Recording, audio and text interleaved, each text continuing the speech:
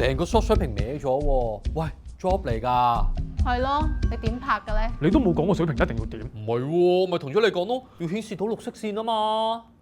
你冇講唔喎。係喎，佢講咗喎，你失憶啊？邊有啊？拍攝嗰陣時，我當住咁多人面前講㗎喎。係咯，我都聽得好清楚。朱英嗰日有冇聽到？有啊，敏木話有顯示綠色線嘅。咁你當我聽錯啊？唔係喎，講完之後你答我 OK 㗎喎。你點聽錯啊？你話有顯示綠色線㗎，聽錯點樣答到我 OK 啊？咁個 job 你哋唔使分錢俾我。妖，你可唔可以負下責任啊？你仆街嚟㗎喎，個 job 拍衰咗啦，唔要錢就算啦，唔要錢就想塞住我哋把口唔再講啊！既然係咁，我要揭開個真相啦。咩啊？我隻眼做個手術，睇嘢有問題。你出面拍啲嘢都唔講得係靚嘅。但個水平好正常啊。係咯，冇問題當我啊。冇講過啊。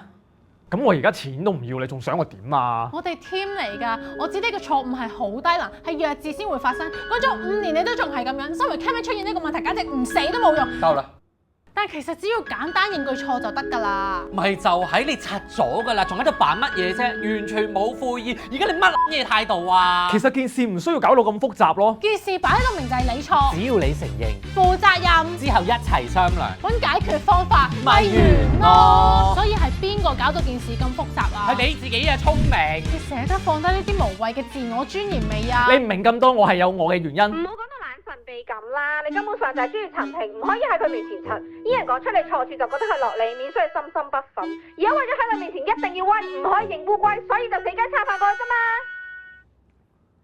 Oh my god！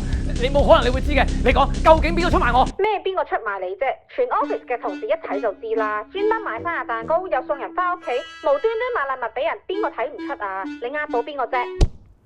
你中唔中意佢？唔會有咁嘅可能嘅。頭先朱英講嘅嘢係咪真？私人理由，你哋唔會估到嘅。單身狗啊，唔准搞辦公室戀情。你有冇男朋友啊？有。我啲私人理由，我要辭職。你知道佢有男朋友，所以咪走咯。其中一個私人理由，我唔係太想講，你哋唔會估到㗎啦。